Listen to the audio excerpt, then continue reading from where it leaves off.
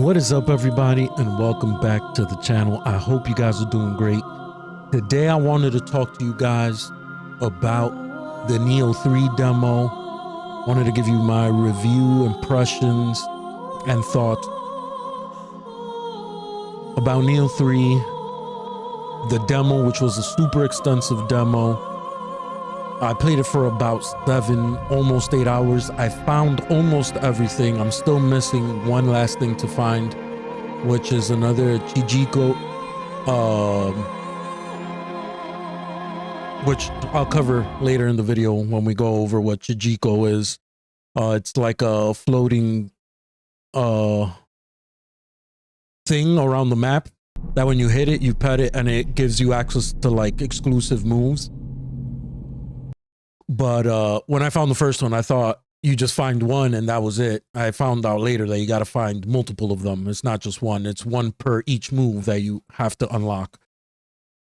But we'll get to that. I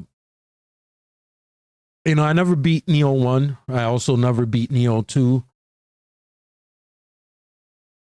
Because I don't even remember. Other games came out and then I just started playing those other games and never went back to Nioh 1 or Nioh 2. Same thing happened to both. But Nioh 3 has me very, very intrigued. And it was a lot of fun. I highly recommend you check out the demo.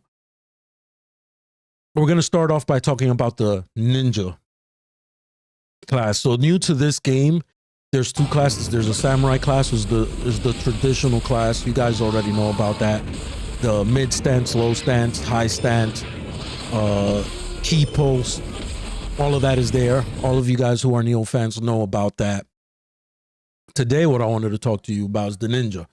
The ninja is very different.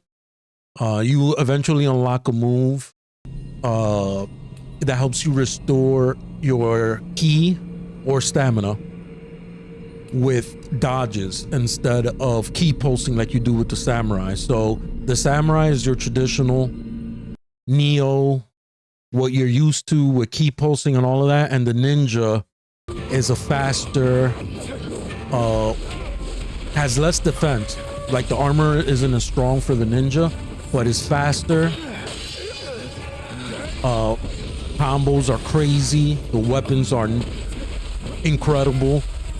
And eventually you unlock the ability to regain your ki through dodging. Another thing the ninja has is ninjutsu. So you can unlock paper bomb, which is like fire. You have one for wind, you have one for water, you have one for lightning. And you also can unlock other ninja abilities, like the one that you initially have, which is like a lightning dash, which is like a dash that instantly teleports you in front of the enemy or opponent. There's also another one which allows you to burrow underground and travel underground so you can't get hit by enemies, and you can also regain your ki while you're moving in that state, which is another way you can get your ki back as a ninja. There's also caltrops, and of course same skill trees with the 3 different weapons for the ninja, which is the Kurisagama, you have dual katanas, and then you have the talons. So the ninja class is very versatile, it's very fun. I ended up picking and sticking with the talons because they were just freaking amazing. There's this one combo you get where you spam triangle and it's freaking incredible.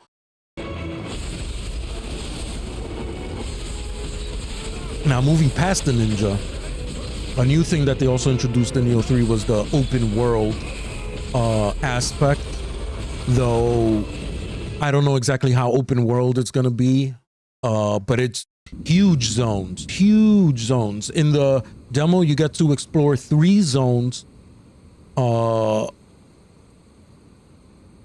Technically 4 zones if you consider the Crucible area / malignancy corrupt zone, which is still part of the 3rd zone, but it's a special thing which I'll describe later.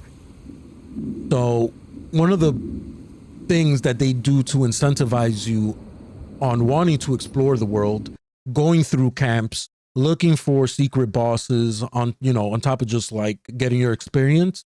But as you complete the zones, collectibles like getting treasure chests, discovering side quests in that zone, finding Kadamas in that zone, all of that goes to the zone completion. And then once you get the completion to 100%, it gives you a stat boost to your stat. And it also gives you, when you complete the zone, it also shows you items that you missed. They become visible on the map.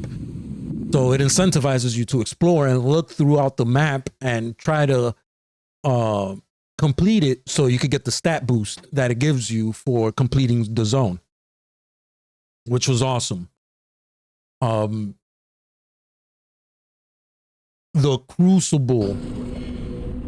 I don't know if Nioh 1 or 2 had crucibles in it, but there was this thing out there, it was called Crucible. And when you go into the Crucible, which you go into it twice. You go into it naturally as part of the story because that's the final zone where the final boss of the demo is. But also you go through it through the shrines, where you can pray at the shrine. One of them, you go into this thing that says like battle scenario or something like that, and you could go back into the Crucible and you get a different boss, which I don't have any footage of, unfortunately, because I did it after, when I wanted to, you know, explore more and just get the rest of the completion. You go back to the Crucible, and in the Crucible, to get Crucible weapons, you have to kill enemies in the Crucible, and then they'll drop purple items, weapons, purple weapons. They have to be purple or they won't be a Crucible weapon.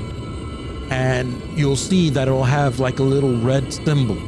And when you use these Crucible weapons, if you have them, they usually have an element tied to them.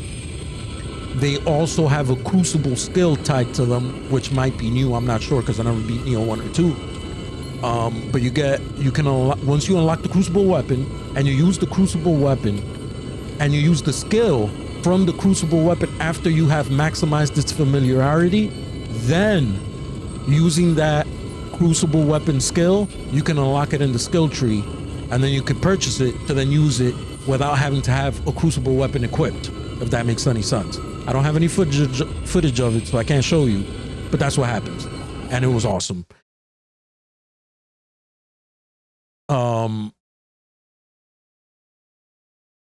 What else was in there? I mean, you guys comment down below. You guys are the Nioh fans. You the guys that have beaten Nioh 1, have beaten Nioh 2. Tell me what I might be missing, what I didn't mention. There's also this little creature. It's like a little cat, like a roly-poly kind of cat, right? And you pet it, and then it runs around, kind of like the foxes in Ghost of Tsushima. You follow it, and it leads you to like a treasure. That's another thing that was in the open world, which is pretty cool. And the level design in the Crucible, I want to say, has been improved to me, and at least in my opinion. They had different paths, circled around, shortcuts, things like that, which the other games had, but I just feel like for some reason I felt like the level design has gotten better. They're getting better. I mean, it's still a Team Ninja game, don't get me wrong. You know, you're not gonna get Souls level, Lies of P level design, but to me it was an improvement. And I really like that they incentivized the exploration of the world by improving your stats for completing zones. And then on top of that, them showing you where all the treasure chests in a given zone are for you to collect to get more items and more things. It was just great. It makes you want to explore. It makes you want to complete zones because you get something that's worth it. I never beat Nioh 1, like I said before. Nioh 2 didn't beat it either, but Nioh 3 is looking like I might end up beating this game. I never beat Wolong either. Wolong was another one I never beat. But this game, I don't know, man. It's just, it's been in the back of my mind because I really enjoyed the playthrough and the experience of the open world map and just exploring and discovering all these things that are within the level. So I highly recommend you check out the demo, experiment, see all the different weapons there are, check out the Crucible weapons, and finding the Chijikos. The Chijikos unlock special skills within each skill tree, and there's a total of 4 scattered throughout the open world. And I only found 3 of them. I'm still missing 1, even after playing the demo for like 7 hours. So I say I highly recommend checking out the demo before it's gone, because it's an alpha demo and they're definitely going to take it down at some point. So it's for a limited time. So definitely check it out. If you're a Nioh fan, I highly recommend it. This is coming from somebody who's never beaten one. Even though I enjoyed the gameplay of them, eventually, I don't know, I can't really say why, but eventually I just stopped playing them. But this one seems like it has engaged me enough to keep me interested long enough to go through the entire game. So I'm really, really excited for Nioh 3. And don't even get me started on the co-op and all of that. Like, it's gonna be awesome. I give the demo 8.5 out of 10. Not gonna give it anything higher because I don't know enough, because I haven't played the previous ones enough to really be a great judge. But it's definitely the best one I've played, and I really enjoyed being able to switch between the samurai class and the ninja class. That was cool. Being able to switch stances, that was cool. I'm telling y'all, do yourself a favor and play Nioh 3. As always, make sure you like, share, and subscribe, and I'll catch you guys on the next one. Till then, take it easy, stay blessed, and peace out.